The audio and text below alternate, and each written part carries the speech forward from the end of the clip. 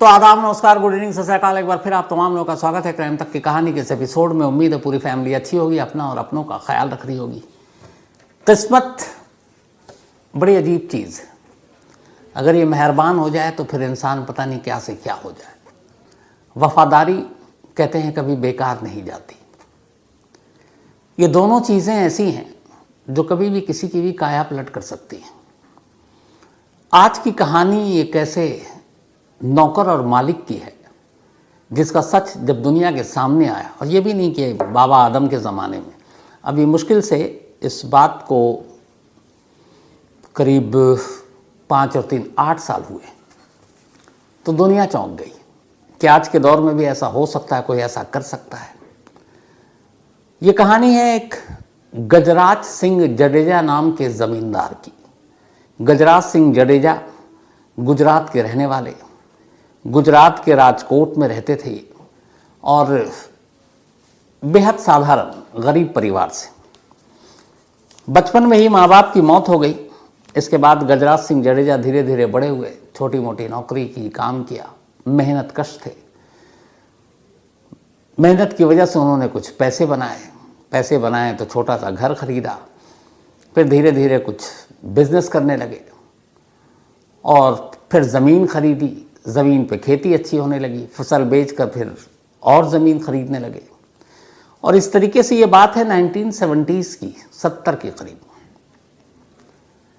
अब गजराज सिंह जडेजा धीरे धीरे रईस हो रहे थे। इसी दौरान में उन्होंने राजकोट में एक हवेली खरीदी। अब हवेली बड़ी थी, उम्र हो गई थी शादी की, लेकिन गजराज सिंह ने शादी नहीं की। पता नहीं क्यों, उन्हें शादी करने का था ही नहीं मन में। परिवार में एक भाई थे, भतीजे थे, सब दूर के रिश्तेदार, लेकिन ये चूँकि बचपन से ही अपना बिजनेस और इसके अकेले के चक्कर में इधर उधर भटकते थे, तो रिश्तेदारों से कभी करीब नहीं रहे। लेकिन फिर भी एक चाचा और बाकी भतीजे ये सब मिलते जुलते थे कभी कभार। 70s में एक हवेली इन्होंने खरीदी राजकोट में। अब हवेली में एक किसी नौकर की ज़रूरत थी। एक कथक जायसवाल, बल्कि कथक जयपाल उर्फ विनू भाई, इनका नाम कनक जयपाल विनू भाई, ये भी राजकोट के करीब एक गांव में रहा करते थे। कनक जो है या विनू भाई राजकोट आए थे ताकि कोई छोटी मोटी नौकरी कर सकें। तभी इन्हें पता चला कि एक हवेली में किसी नौकर की ज़रूरत है। कनक पहुँचे गजराज के पास। गजराज सिंह जी ने देखा, उन्होंने कहा ठीक है, तुम हमारे घर पे काम कर लो। अब कनक वहाँ काम करने लगा, बीवी बच्चे गांव में थे। कुछ दिन के बाद अब उस हवेली में, इतनी बड़ी हवेली में, सिर्फ अकेले गजराज सिंह। अच्छा, इधर गजराज सिंह जडेजा जब पैसे आने शुरू हुए तो उनकी दिलचस्पी थोड़ी राजनीति में भी गई। उन्होंने कांग्रेस पार्टी ज्वाइन कर ली, सोशल वर्क करने लगे और धीरे धीरे अब उनकी संपत्ति बढ़ती जा रही थी। तो गजराज सिंह पॉलिटिक्स में ज़रूर गए, कांग्रेस ज्वाइन किया, लेकिन जो उन्होंने संपत्ति अर्जित की वो बेईमानी से नहीं, वो अपनी मेहनत से, अपने लगन से, और उसके बाद वो उन्होंने काफ़ी पैसे कमाए। इसी पे याद आया कि India's biggest scam, Kuku FM पर 2 ऑडियो बुक हैं। उनमें से एक है काकोरी और दूसरी ये है India's biggest scam. Biggest scam इसलिए कह रहा हूँ कि पॉलिटिकल करप्शन से लेकर फाइनेंशियल स्कैम तक जैसे ऑडियो आप इसमें सुन और समझ सकते हैं। इसके अलावा काकोरी बहुत ही मशहूर ब्रिटिश राज की सबसे बड़ी ट्रेन डकैती की कहानी है। तो इन दोनों ऑडियो शो को कुकू एफएम पर आप ज़रूर सुने, और ख़ास इल्तिजा ये है कि बीच में छोड़ कर ना जाए, बल्कि पूरी कहानी सुने। तो कुकू एफएम देश का बेस्ट ऑडियो शो प्लेटफॉर्म है। 15 लाख से ज़्यादा इसके एक्टिव हिंदी पेड सब्सक्राइबर हैं। कुकू एफएम हर महीने 4200 घंटे के कंटेंट्स के साथ सामने आता है और इस पर 10,000 से ज़्यादा ऑडियो बुक हैं, जिसे आप कभी भी, कहीं भी, किसी भी ज़ुबान में सुन सकते हैं, ख़ासतौर पर हिंदी में। इसमें biography, business, crime, entertainment, politics, तमाम बुक हैं। और क्राइम तक फैमिली के लिए ख़ास ऑफ़र है कुकू एफएम ऐप की तरफ से, और वो ऑफ़र है इस बार 50% डिस्काउंट।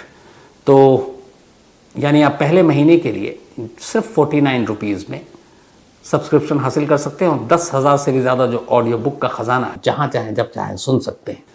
और डिस्क्रिप्शन में लिंक है, तो लिंक में जाएं और क्राइम तक फैमिली के लिए क्राइम 50 कूपन कोड है, उसका इस्तेमाल करें और 50% डिस्काउंट पाएँ। 99 रुपीज़ का सब्सक्रिप्शन पहले मंथ के लिए, सिर्फ 49 रुपीज़ में। इधर कनक भी अब लगातार उनकी हवेली पे काम कर रहा था घरेलू नौकर के तौर पर। फिर ये हुआ कि बीच बीच में वो अपने गांव जाता, क्योंकि उसने कुछ उसकी खेती थी थोड़ी बहुत, उस पर फसल वसल होता, तो जब फसल की कटाई होती तो वो गांव चला जाता। तो उस वक्त बड़ी मुश्किल होती गजराज सिंह जी को। फिर वो परिवार भी वहाँ था, तब उन्होंने कहा कि तुम एक काम करो, अपने परिवार को भी यहीं ले आओ, कहाँ बार बार जाओगे। तो अब जो कनक था यानी कि विनू भाई, ये अपनी बीवी और 3 बेटों को लेकर राजकोट की हवेली में पहुंच गया। अब वहीं हवेली में रहने लगा पूरा परिवार। एक उन्होंने हवेली इतनी बड़ी थी, कमरा वमरा दे दिया, वहीं रहता और अपना कनक अपने मालिक गजराज सिंह जडेजा जी की तीमारदारी में लगा रहता। धीरे धीरे वक्त बीता। उधर इस वक्त के साथ राजनीति में आए, पैसे भी और बढ़ते गए। उन्होंने बहुत सारी प्रॉपर्टी खरीदी, लैंड खरीदे, कुछ शेयर मार्केट में पैसे लगाए। अब वो कई 100 करोड़ रुपए के मालिक हो चुके थे गजराज सिंह, जो कुछ हज़ार से जिन्होंने अपनी शुरुआत की थी ज़िंदगी की। 90s आते आते उनके पास अच्छी खासी दौलत हो गई थी, लेकिन इत्तेफाक से 93 में अचानक एक रोज़ उन्हें पैरालिसिस का अटैक हुआ। इस पैरालिसिस के अटैक के दौरान उनकी तबीयत थोड़ी बिगड़ गई। अब उन्हें कोई देखभाल के लिए चाहिए था। अब शादी की नहीं थी, शादी करना नहीं चाहते थे, तो रिश्तेदार के नाम पे भतीजे और उनका एक भाई पैरालिसिस हुआ। तो फैमिली को खबर गई, इनके दूर के रिश्तेदारों को, वो लोग भी आए, लेकिन उन्हें बोझ लगा। उन्हें लगा क्या अब इनकी तीमारदारी में लगना। तो जिस तरीके से एक रिश्तेदार किसी की मजबूरी या बेबसी के आलम में उसकी खिदमत करता है, उसकी तीमारदारी करता है, वो चीज़ें उन्हें अपने रिश्तेदारों से मिली नहीं। इस एक वाक़या ने उनका दिल तोड़ दिया। 93 का दौर था, उन्हें लगा कि यार इतना सीरियस पैरालिसिस अटैक था और उठाना बिठाना नहलाना धुलाना उसके लिए तमाम लोग थे उनके रिश्तेदार। लेकिन आए और मेहमान की तरह चले गए। सब ने यही ढारस दिया कि अरे घर में वो कनक तो है ही है, वो सब आपको संभाल लेगा, और सब अपनी दुनिया में मस्त बिजी चले गए। खैर इस बीमारी से वो रिकवर हुए, ठीक हुए, लेकिन यहाँ उनको एक नसीहत मिल गई, वो ये कि सारे रिश्तेदार सिर्फ नाम के हैं और लालची हैं। हालांकि यही वो भतीजे और बाकी लोग थे, जब पैसों की ज़रूरत होती, कोई चीज़ होती तो पैसे मांगते हैं अपने चाचा से, वो दे भी देते, क्योंकि इनका कोई ख़र्चा ही नहीं था। अकेले, न बीवी न बच्चा। 93 ने उन्हें सदमा दिया और उसके बाद धीरे धीरे वक्त बीता। अब 2000 के बाद उनकी दौलत और बढ़ती गई। 2010 आ गया। कहते हैं कि तब तक लगभग 500-600 करोड़ रुपए के वो मालिक हो गए। 500-600 करोड़, जिसमें कई सैकड़ों बीघा ज़मीन थी, प्लॉट थे, बिल्डिंग थी, एफडी थी, जेवर थे, शेयर मार्केट में पैसे थे। तो इन सारी चीज़ों के मालिक। उधर उम्र बढ़ रही है और दूर के बैठे हुए दूर रिश्तेदार इस उम्मीद में हैं कि कभी ये बुढ़ा निकल ले ताकि इसकी सारी दौलत उन्हें मिल जाए, क्योंकि वारिस तो कोई है नहीं, ना बीवी बच्चे हैं नहीं, दूर का कोई रिश्तेदार मतलब सबसे नज़दीकी वही है, भतीजे। लेकिन कोई देखने के लिए नहीं आता था। इस दौरान में 2010 से अचानक गजराज सिंह बीमार रहने लगे, सेहत ने साथ देना छोड़ दिया था, लेकिन अब भी कनक उनके साथ था। लगभग 38 साल हो चुके थे। इस दौरान में हुआ यह कि अब कनक अपने बीवी और बच्चों को तो ले आया, बच्चे अब बड़े होने लगे, तो उन्होंने सबसे पहले तो राजकोट के अच्छे स्कूल में उन बच्चों का दाखिला कराया, क्योंकि अपनी औलाद थी नहीं। उन्होंने कहा कि तुम बेफिक्र रहो, तो उसे तीनों बच्चों को अच्छे इंग्लिश मीडियम स्कूल में डाला। धीरे धीरे वक्त बीता, बच्चे बड़े हो गए, स्कूल पास कर लिया। अब उन्होंने कहा कि ठीक है, इंडिया के नामी गिरामी कॉलेजेस में भेजें उनके बच्चों को। एक बेटे को इंग्लैंड भेजा पढ़ाई करने के लिए गजराज सिंह ने, अपने नौकर के यानी कि कनक के। बिल्कुल परिवार की तरह वो उस परिवार को मानते थे अपने, क्योंकि वही एक सहारा था उनकी ज़िंदगी का। बेशक दौलत बेशुमार, लेकिन देखभाल के नाम पर एक कनक, उसकी बीवी और ये 3 बच्चे, बच्चे भी अब पढ़ाई कर रहे हैं, तो मियाँ और बीवी ही। 2014 आ गया, 2014 में एक अजीब कहानी होती है। उसी साल शुरुआत में बहुत वक्त हो गया था, अब चूँकि कनक के बच्चे भी पढ़ रहे थे, कॉलेज भी पहुंच गए, तो उसे गांव जाना था और उसकी ज़मीन थी बटाई पे और उस पर देना होता था। तो किसी रिश्तेदार ने कहा था कि एक गाय मिल जाता तो उस गाय के ज़रिए उसका दूध वूध और बाकी पालन पोषण हो जाता। तो कनक ने पहली बार मुंह खोला, गजराज सिंह से कभी पैसे नहीं मांगे क्योंकि हर ज़रूरत हवेली में पूरी हो जाती, खाना पीना, बच्चे को पढ़ाना, विदेश भेजना। उसने कहा कि मालिक मुझे कुछ दिन के लिए गांव जाना है। गजराज सिंह ने कहा कि मेरी तबीयत ठीक नहीं है तो अभी मत जा। चुप हो गया, उसने कुछ कहा नहीं। लेकिन फिर उधर गांव से उसके ऊपर जोर, कोई नज़दीकी रिश्तेदार कि भाई आ जाओ, थोड़ी मदद हो जाएगी, एक गाय दे दो।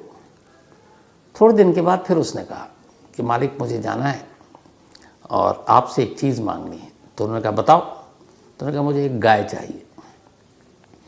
पता नहीं किस मूड में थे गजराज सिंह, उन्होंने मना कर दिया। उन्होंने कहा कि तुम्हें छुट्टी भी नहीं देंगे और तुमको गाय भी नहीं देंगे, तुम यहीं रहो। अब मायूस कनक वहीं रहा। लेकिन फिर कुछ महीना बीता, दिसंबर, ये 2014 की बात है। बार बार फ़ोन आ रहा था।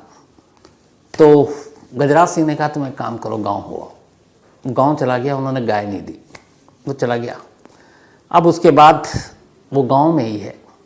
तभी 21 दिसंबर 2014, 21 दिसंबर 2014 अचानक गजराज सिंह की मौत हो जाती है उसी हवेली में। जब मौत हो गई तो वापस पहुंचा, लेकिन कुछ दिन हो गए थे पहुंचने में क्योंकि खबर लेट मिली। जो उनका नौकर कनक आया तो पता चला कि मालिक की तो मौत हो चुकी है। और जब वो हवेली में गया तो वहाँ का नक्शा पलटा हुआ था। उसने देखा उसके सारे भतीजे वतीजे, उनकी पत्नियाँ, वो सब हवेली में उन्होंने कब्जा कर रखा है। अब ये गया, ऐसे ये खबर मिली, चूँकि 40 साल साथ रहा था, उसे बड़ा सदमा लगा। लेकिन भतीजों को देख कर लगा कि ये सब तो खुश हैं, बड़ा उदास।